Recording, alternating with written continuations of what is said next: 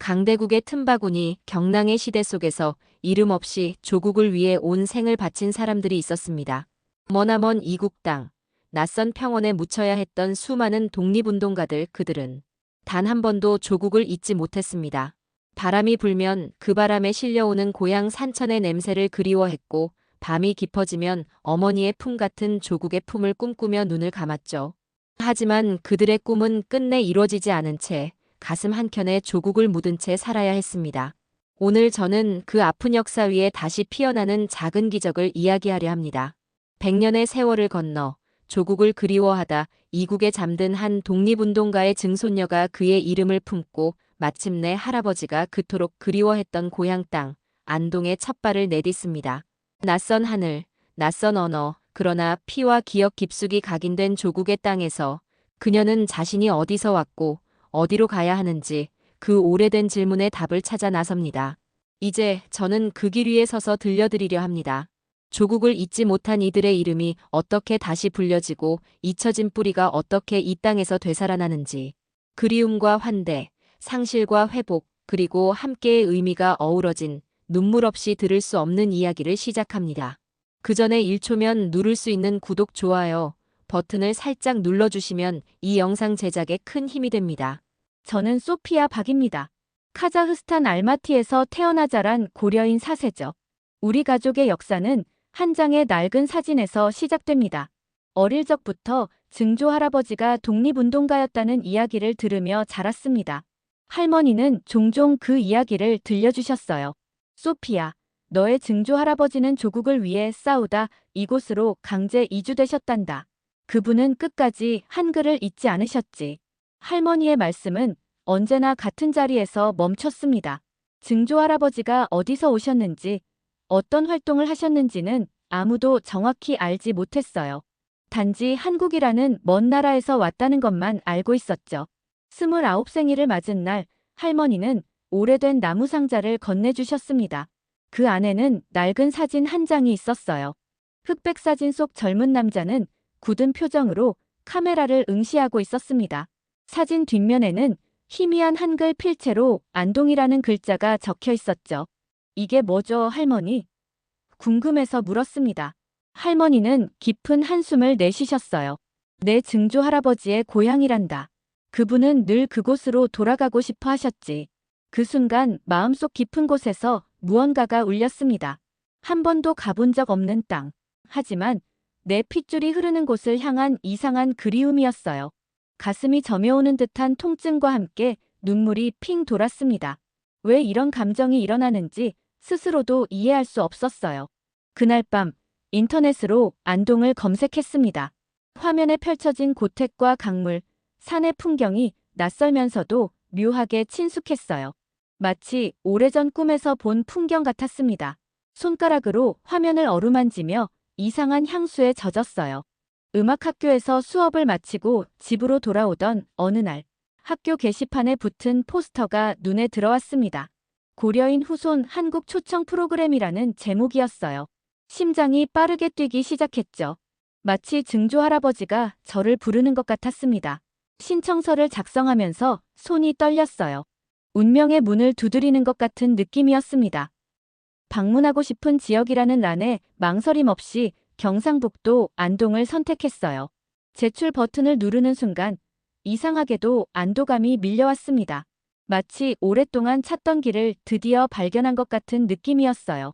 2달 후 합격 통지를 받았을 때의 기쁨은 말로 표현할 수 없었습니다. 할머니께 소식을 전하자 그분의 눈에 눈물이 고였어요. 내 증조 할아버지가 기뻐하실 거야. 내가 그분의 발자취를 따라가니. 할머니의 목소리가 떨렸습니다. 그 모습에 저도 눈물을 참을 수 없었어요. 우리는 말없이 서로를 껴안았습니다. 그 포옹 속에는 100년의 그리움이 담겨 있었어요. 비행기 표를 예약하고 짐을 꾸리고 동료 교사들에게 잠시 자리를 비운다고 인사했습니다. 출발 전날 밤 증조 할아버지의 사진을 오래도록 바라보았어요. 그분의 굳은 표정 속에서 결연함과 함께 깊은 향수를 느꼈습니다. 증조 할아버지, 제가 대신 돌아갈게요. 그곳이 어떤 곳인지 보고 올게요. 사진에 대고 속삭였습니다. 마치 그분이 저를 통해 고향을 보게 될 것 같은 묘한 사명감이 들었어요. 비행기에 오르며 생각했습니다. 증조 할아버지가 남긴 한 글자 안동이 저를 이끌었고 한국 정부의 초청 사업이 그 길을 열어주었어요. 이것이 우연일까요? 아니면 운명일까요? 창밖으로 펼쳐진 구름을 바라보며 가슴이 뜨거워졌습니다. 증조 할아버지가 꿈꾸었던 귀환, 그 꿈을 제가 대신 이루게 된 것 같았어요. 인천공항에 첫 발을 내딛는 순간 말로 표현할 수 없는 감정이 밀려왔습니다. 순간 코끝으로 밀려오는 공기조차 가슴을 저리게 했어요. 한 번도 와본 적 없는 땅인데 왜 이토록 익숙하게 느껴지는 걸까요? 공항 바닥을 밟는 발걸음마다 심장이 쿵쿵 뛰었습니다. 이곳이 증조 할아버지의 나라구나. 저도 모르게 중얼거렸어요. 눈물이 차올라 시야가 흐려졌습니다. 그것은 기쁨의 눈물인지 슬픔의 눈물인지 구분할 수 없었어요. 아마도 둘 다였을 겁니다. 인천공항에서 안동으로 가는 길은 생각보다 멀었습니다. 버스 창문 너머로 펼쳐지는 한국의 풍경이 낯설면서도 묘하게 친숙했어요. 푸른 산맥이 연이어 펼쳐지고 그 사이로 마을들이 자리 잡은 모습이 마치 오래된 그림 같았습니다. 창밖을 바라보며 증조 할아버지도 이런 풍경을 보고 자랐을까 상상했어요. 마침내 안동에 도착했을 때는 이미 해가 저물고 있었습니다. 시청에서 나온 김영수 주무관님이 저를 반갑게 맞아주셨죠. 소피아 씨, 멀리서 오느라 고생 많으셨어요. 내 앞마을까지 모셔다 드릴게요. 차 안에서 김 주무관님은 내 앞마을에 대해 설명해 주셨습니다. 이곳은 독립운동의 역사가 깊은 마을이며 전통 한옥이 보존된 곳이라고 했어요. 그 말을 들으니 가슴이 더 뛰었습니다. 어쩌면 증조 할아버지의 흔적을 찾을 수 있을지도 모른다는 희망이 생겼어요. 마을로 들어서는 길, 저녁 노을에 물든 기와 지붕들이 눈에 들어왔습니다. 그 순간 이상한 감각이 몸을 관통했어요. 마치 시간 여행을 한 것 같은 느낌이었습니다. 이곳에서 증조 할아버지가 뛰어놀았을 거라고 생각하니 숨이 막혔어요. 마을에 도착하자 이장님이 직접 나와 맞아주셨습니다. 백발이 성성한 이장님은 손수 짐을 들어주시며 웃으셨어요. 어서 오게. 멀리서 왔는데 배고프지? 우리 집사람이 저녁 준비해놨네. 이장님의 투박하면서도 따뜻한 말투에 갑자기 눈물이 났습니다. 왜 이런 감정이 일어나는지 저도 이해할 수 없었어요. 그저 이장님의 목소리가 어딘가 가족같이 느껴졌습니다. 제가 묵을 한옥은 아름다웠습니다. 나무 기둥과 창호지 문, 마당의 감나무까지 모든 것이 그림 같았어요. 방 안으로 들어서자 온돌바닥이 따뜻하게 발을 감쌌습니다. 이런 따뜻함은 카자흐스탄에서는 느낄 수 없었죠. 소피아 씨 성이 뭐라고 했지? 이장님이 물으셨어요. 박입니다. 소피아 박이에요. 그 말에 이장님과 부인분의 표정이 갑자기 변했습니다. 서로 눈빛을 교환하더니 이장님이 말씀하셨어요. 박 씨, 혹시 증조 할아버지 이름은 알고 있나? 정확히는 모르지만 사진 뒷면에 안동이라고 쓰여 있었어요. 이장님은 무언가 생각에 잠기셨습니다. 내일 종손네 가서 족보 한번 찾아봐야겠구먼. 이 마을에 박씨 종가가 있거든. 그날 밤 처음으로 한옥에서 잠을 청했습니다. 마루와 기둥 사이로 들어오는 바람소리가 마치 오래된 이야기를 들려주는 것 같았어요. 천장의 석가래를 바라보며 생각했습니다. 증조 할아버지도 이런 방에서 잠들었을까요? 그 생각에 가슴이 저며오듯 아팠어요. 100년의 시간을 뛰어넘어 같은 하늘 아래 누워있다는 사실이 믿기지 않았습니다. 다음 날 아침, 갑자기 목이 아프고 열이 났어요. 이장님 부인이 걱정스러운 얼굴로 체온계를 가져오셨습니다. 38도네. 감기 기운이 있는 것 같아. 보건소에 데려가야겠다. 이장님이 직접 차로 보건소까지 데려다 주셨어요. 놀랍게도 외국인인 저도 간단한 서류 작성 후 바로 진료를 받을 수 있었습니다. 의사 선생님은 친절하게 상태를 설명해 주셨고 약까지 그 자리에서 받았어요. 알마티였다면 하루 종일 걸렸을 일이 1시간 만에 해결됐습니다. 우리나라 의료 시스템이 좀 괜찮지? 이장님이 물으셨어요. 정말 놀랍습니다. 이렇게 빠르고 친절할 줄 몰랐어요.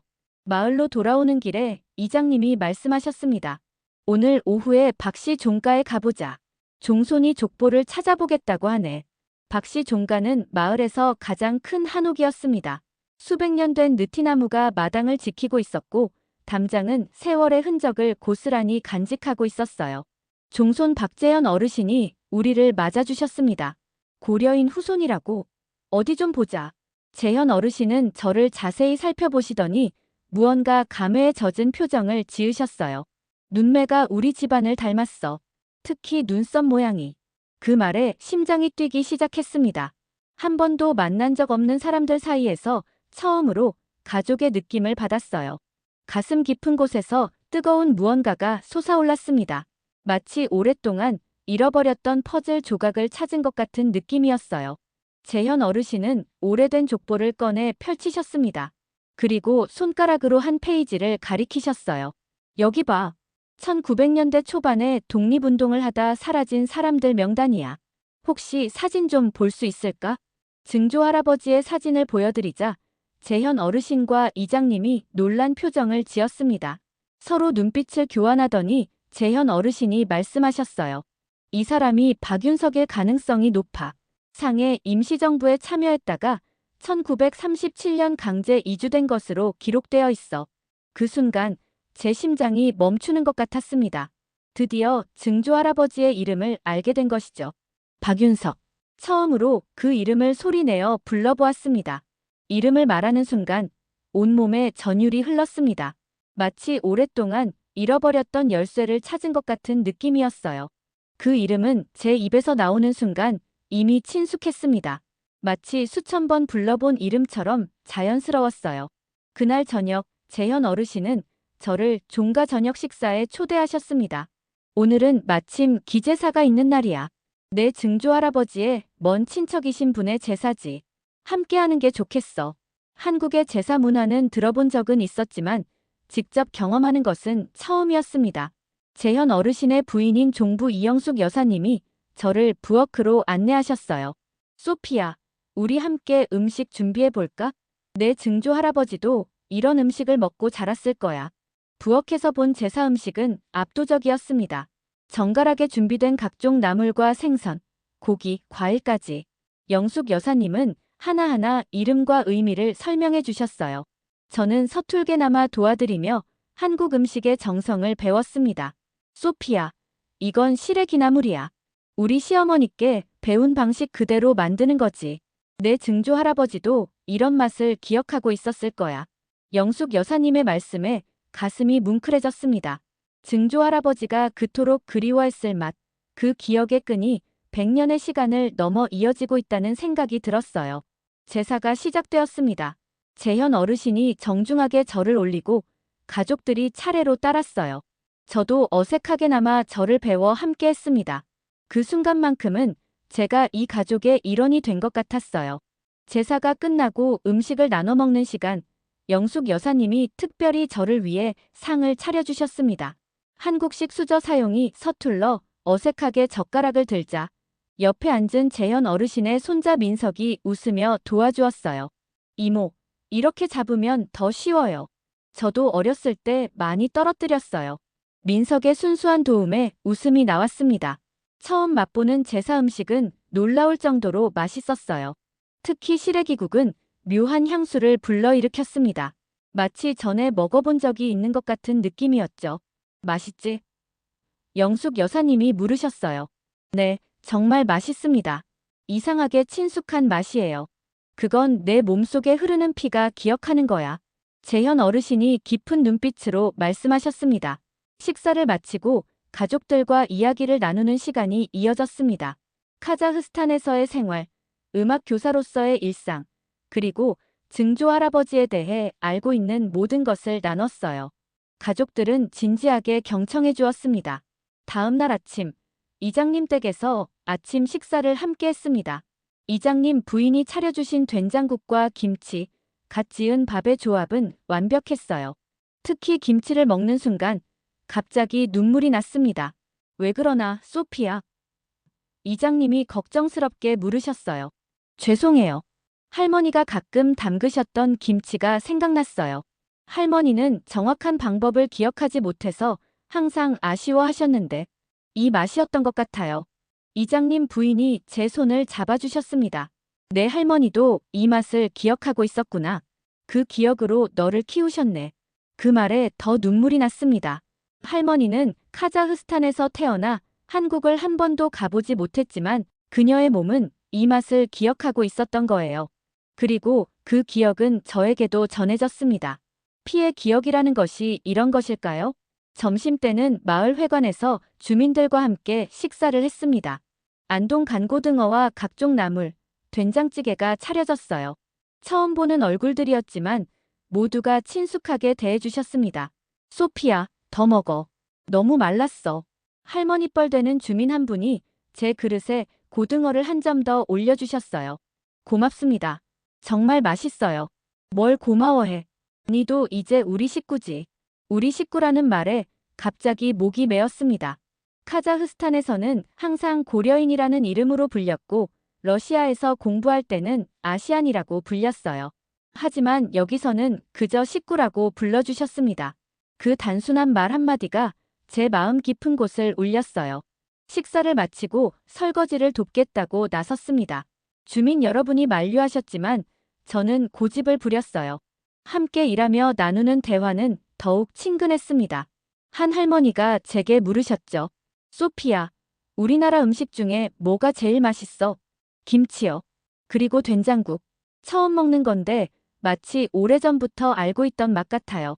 할머니는 빙그레 웃으셨습니다. 그럼 내일은 내가 직접 김치 담그는 법 알려줄게. 카자흐스탄에 돌아가서 내 할머니께도 해드릴 수 있게. 그 말에 감사함이 북받쳤습니다. 이곳에서 배운 것을 할머니께 전해드릴 수 있다는 생각에 가슴이 따뜻해졌어요. 다음 날 아침, 재현 어르신이 급하게 찾아오셨습니다.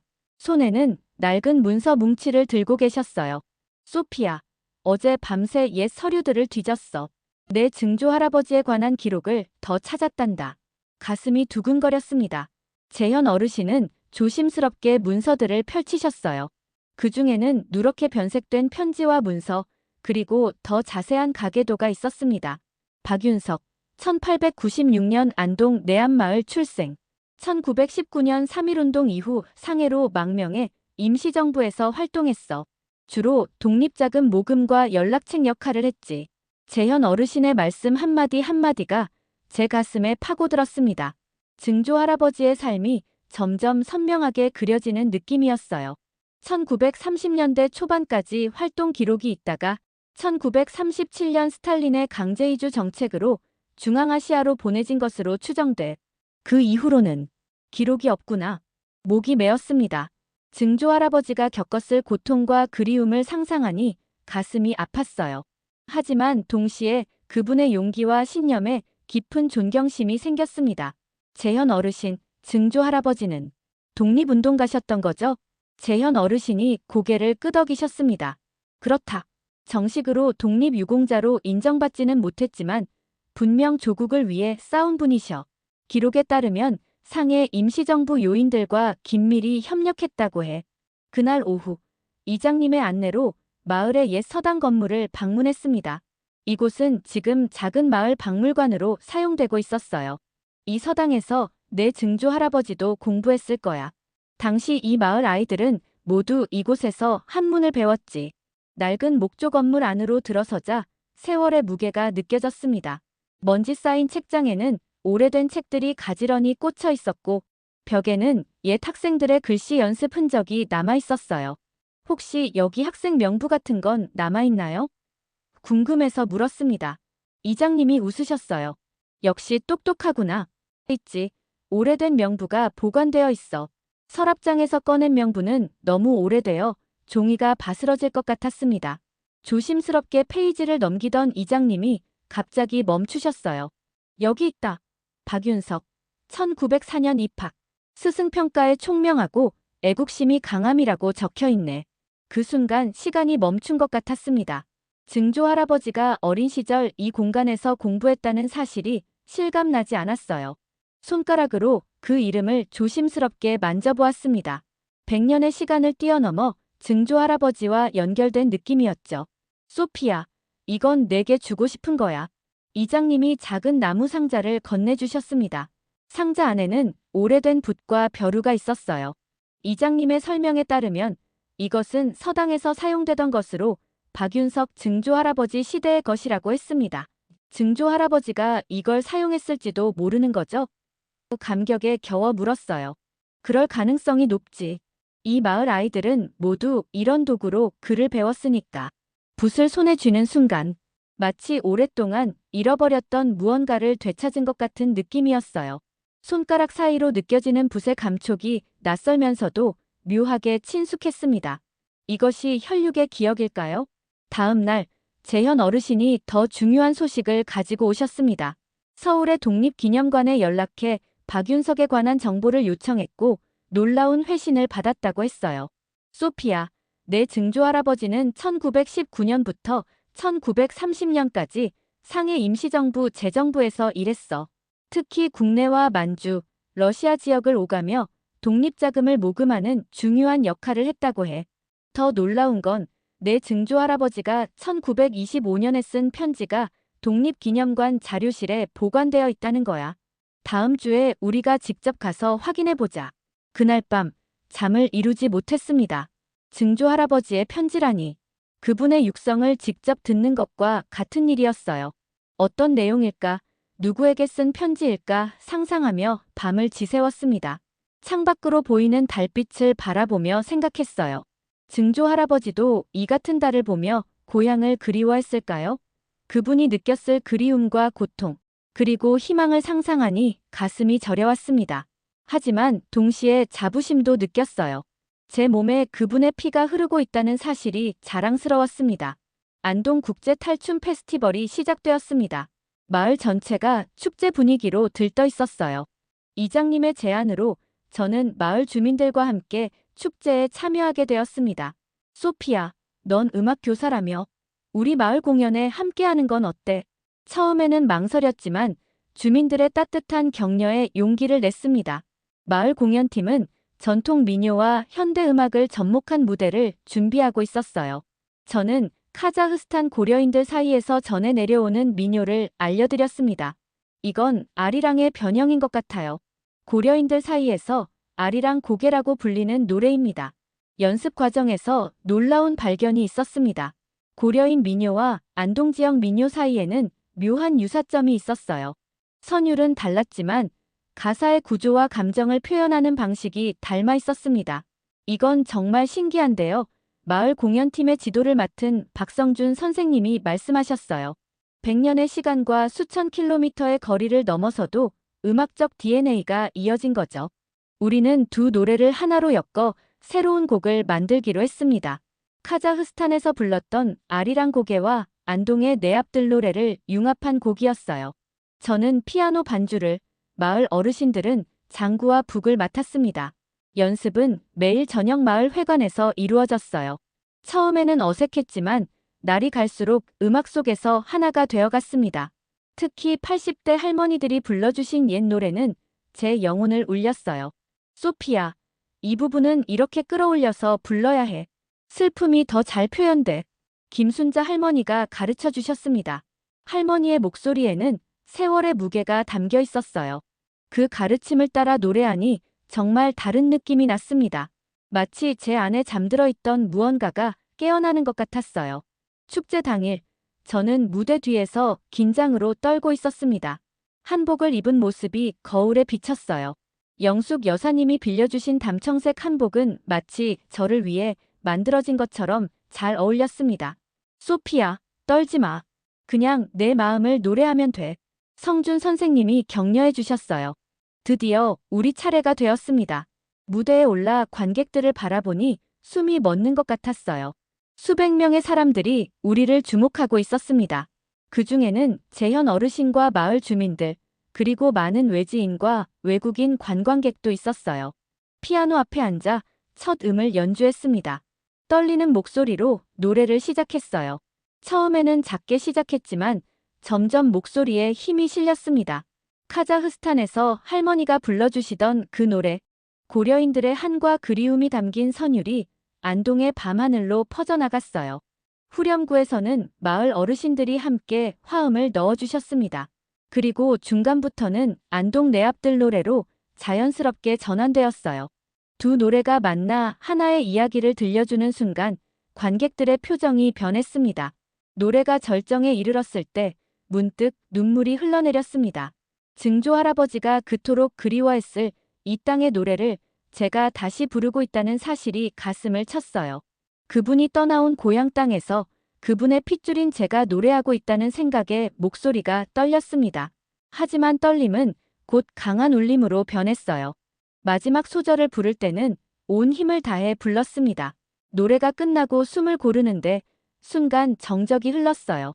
그리고 갑자기 우레와 같은 박수가 터져 나왔습니다. 앞줄에 앉아 계시던 할머니 한 분이 눈물을 훔치셨고 젊은 관객들도 감동한 표정이었어요. 특히 재현 어르신의 눈에는 맑은 눈물이 고여 있었습니다. 무대에서 내려와 관객석으로 향하는데 많은 분들이 다가와 손을 잡아주셨어요. 어떤 분은 고맙다라고 또 어떤 분은 고생했다라고 말씀하셨습니다. 그 말들이 무슨 의미인지 정확히 이해하지 못했지만 마음으로는 느껴졌어요. 축제가 끝나고 마을로 돌아오는 길, 이장님이 말씀하셨습니다. 소피야, 오늘 내 노래를 들으며 많은 사람들이 울었어. 그건 단순한 감동이 아니라 우리 역사의 아픔과 희망을 내가 노래했기 때문이야. 그날 밤 한옥방에 누워 천장을 바라보며 생각했습니다. 음악은 정말 신기한 힘을 가지고 있어요. 언어와 국경, 시간을 초월해 마음과 마음을 연결하는 힘이죠. 증조 할아버지가 들었던 노래, 그분이 부르셨을 노래를 제가 다시 이 땅에서 불렀다는 사실이 경이로웠습니다. 축제가 끝나고 일주일이 지난 어느 날, 이장님이 반가운 소식을 가져오셨습니다. 소피야, 좋은 소식이 있어. 시청 사회복지과에서 연락이 왔는데 내 상황을 검토해보니 특별기화 신청이 가능할 것 같대. 놀라움에 말을 잇지 못했습니다. 특별기화라니 그런 가능성은 생각해본 적도 없었어요. 정말요? 그게 가능한가요? 이장님이 웃으셨습니다. 독립유공자의 후손이니까 가능하지. 물론 증조 할아버지가 공식 독립유공자로 인정받지는 못했지만 임시정부 활동 기록이 있으니 검토해볼 가치가 있대. 다음 날 안동시청 사회복지과를 방문했습니다. 김영수 주무관님이 친절하게 절차를 설명해 주셨어요. 소피아 씨, 특별기화 신청을 위해서는 몇 가지 서류가 필요합니다. 증조 할아버지의 독립운동 관련 자료, 가족관계 증명, 그리고 현재 체류 자격 관련 서류들이요. 서류 준비가 쉽지는 않았습니다. 특히 카자흐스탄에서 가족관계를 증명하는 서류를 받아오는 과정이 복잡했어요. 하지만 마을 주민들과 시청 직원들의 도움으로 하나씩 해결해 나갔습니다. 재현 어르신은 독립기념관과 국가보훈처에 연락해 증조 할아버지의 활동 기록을 찾는 데 도움을 주셨어요. 다행히 상해 임시정부 자료 중에서 박윤석의 이름이 여러 차례 등장하는 문서들을 발견할 수 있었습니다. 서류 준비 과정에서 마을 주민들이 특별한 제안을 해주셨어요. 소피아, 한국 이름도 하나 가지면 어떨까?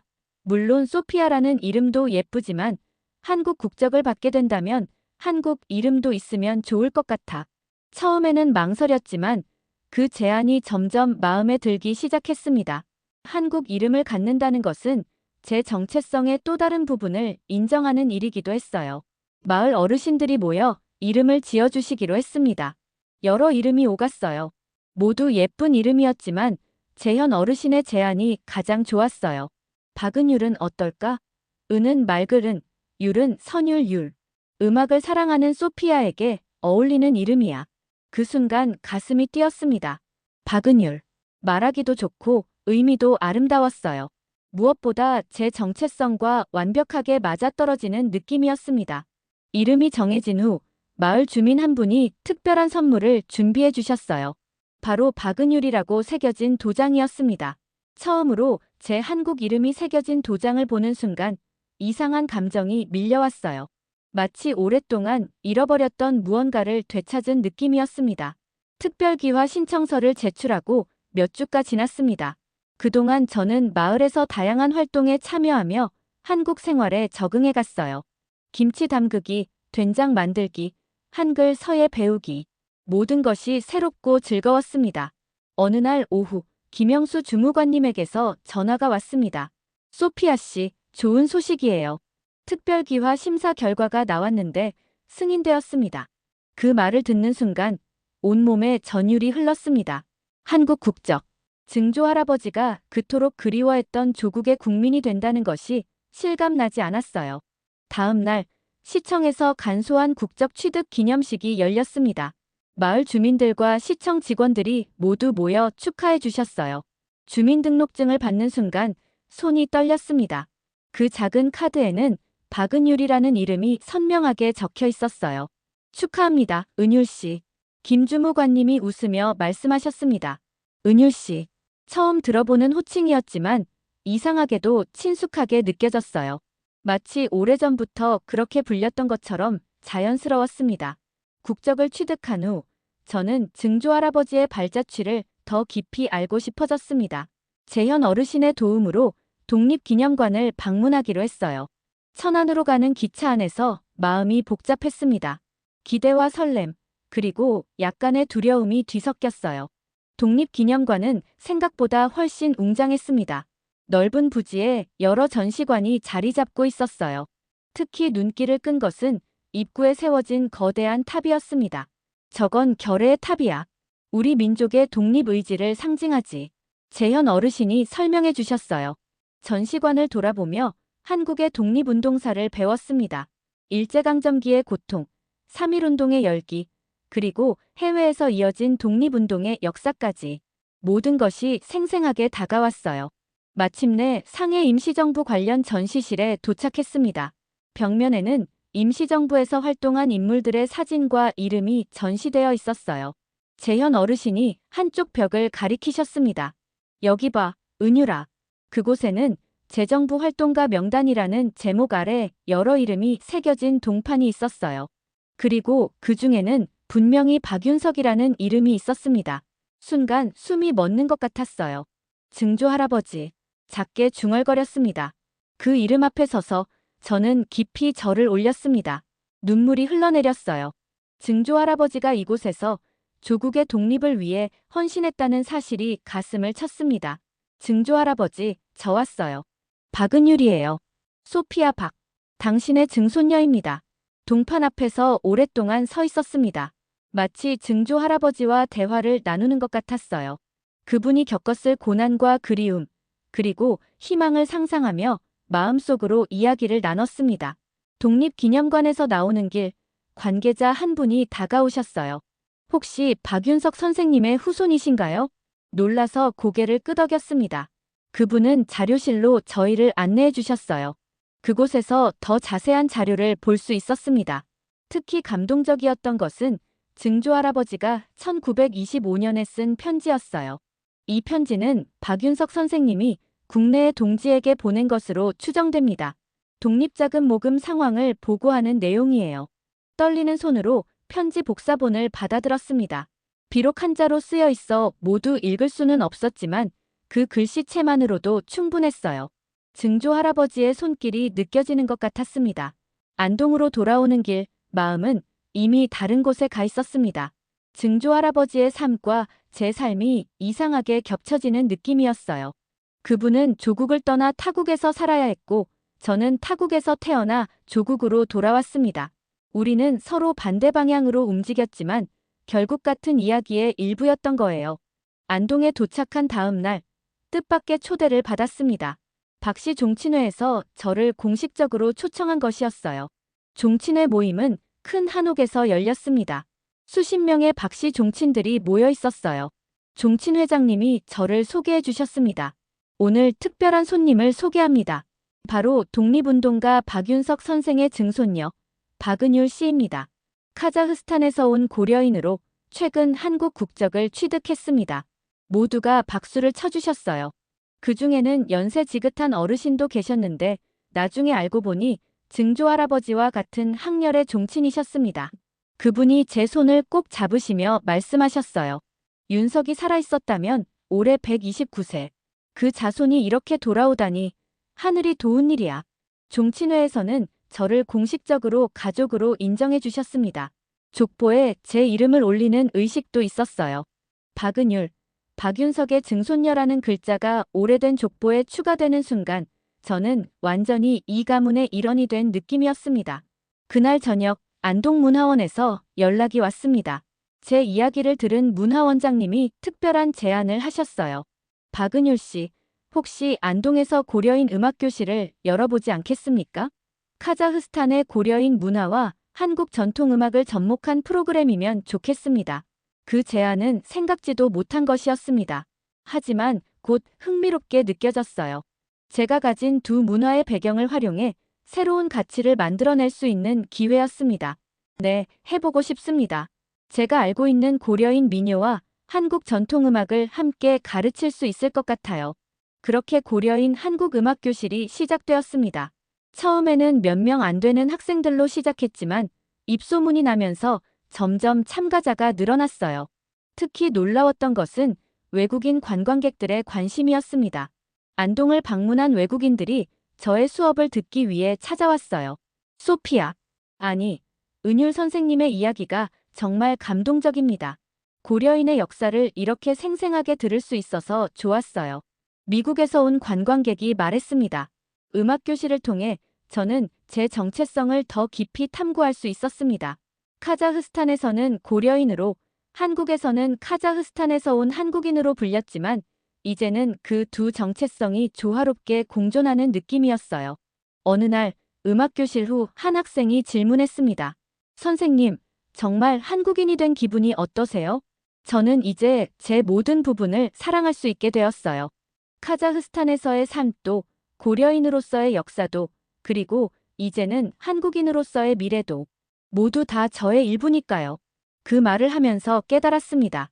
국적은 단지 서류상의 문제가 아니라 마음의 문제였어요. 그리고 제 마음은 이미 오래전부터 이곳에 속해 있었던 것 같았습니다. 안동에서의 생활이 6개월째 접어들면서 저는 이제 마을의 일원으로 완전히 자리 잡았습니다. 시청 다문화지원센터의 제안으로 외국인 근로자들을 위한 문화통역 봉사자로 활동하기 시작했어요. 베트남, 캄보디아, 네팔에서 온 근로자들에게 한국 생활의 팁을 알려주고 그들의 어려움을 듣고 도왔습니다. 제가 받았던 따뜻함을 이제는 다른 이들에게 나눠주는 역할을 하게 된 거죠. 너도 우리 식구야. 이 말을 이제는 제가 그들에게 전하고 있습니다. 처음에는 어색했지만 그 말이 그들에게 큰 위로가 된다는 것을 알게 되었어요. 음악교실은 고려인 한국문화센터로 확장되었고 주말에는 마을 아이들을 위한 특별 수업도 진행했습니다. 은율 이모, 오늘은 뭐 배워요? 아이들이 반갑게 물었어요. 은율 이모, 그 호칭이 얼마나 소중한지 모릅니다. 처음으로 누군가에게 이모라고 불리는 경험은 말로 표현할 수 없이 특별했어요. 오늘은 고려인들이 부르던 자장가를 배울 거예요. 내 할머니가 나에게 불러주셨던 노래죠. 아이들과 함께 노래를 부르며 저는 문득 깨달았습니다. 제가 전하는 것은 단순한 노래가 아니라 역사였어요. 100년 동안 고려인들이 간직해온 문화적 유산을 다시 고국의 아이들에게 전하고 있었습니다. 그것은 마치 끊어졌던 원을 다시 잇는 것 같았어요. 어느 날 카자흐스탄에 계신 할머니로부터 편지가 왔습니다. 제가 보낸 사진들과 이야기를 읽으시고 쓴 답장이었어요. 소피아, 아니 은유라. 내가 찾은 그곳이 바로 내 증조할아버지가 그토록 그리워했던 곳이구나. 그분이 살아계셨다면 얼마나 기뻐하셨을까? 내가 그분의 꿈을 이루어 주었구나. 할머니의 편지를 읽으며 눈물이 흘렀습니다. 그리고 결심했어요. 언젠가 할머니를 안동으로 모셔와 이 아름다운 마을과 따뜻한 사람들을 직접 만나게 해드리고 싶었습니다. 제 인생은 정말 예상치 못한 방향으로 흘러왔어요. 카자흐스탄의 음악교사에서 안동의 은율 이모가 되기까지 그 여정은 마치 꿈 같았습니다. 하지만 이것이 끝이 아니라는 것을 알고 있었어요. 앞으로도 많은 이야기가 기다리고 있을 테니까요. 고려인과 한국을 잇는 다리로서 더 많은 사람들에게 우리의 역사와 문화를 알리고 싶었습니다. 마을 입구에 서서 아침 햇살을 받으며 깊게 숨을 들이마셨습니다. 이제 저는 박은율입니다. 카자흐스탄에서 태어난 고려인이자 안동에 뿌리를 내린 한국인. 두 세계 사이의 다리가 되어 증조할아버지의 이름으로 살아가는 사람입니다. 오늘도 좋은 하루가 될 것 같아요, 이장님. 그럼 은율아, 우리가 함께하니까. 함께.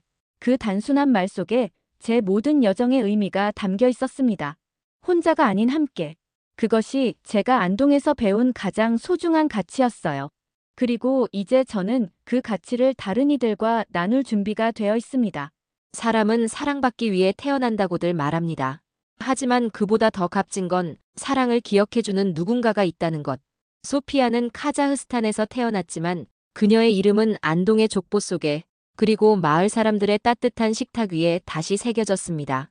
한 여인이 뿌리를 찾은 것이 아니라 한 나라가 잊지 않고 후손을 다시 품은 것이었습니다. 오늘의 사연 어떠셨나요? 저는 더 감동적인 사연으로 찾아올게요.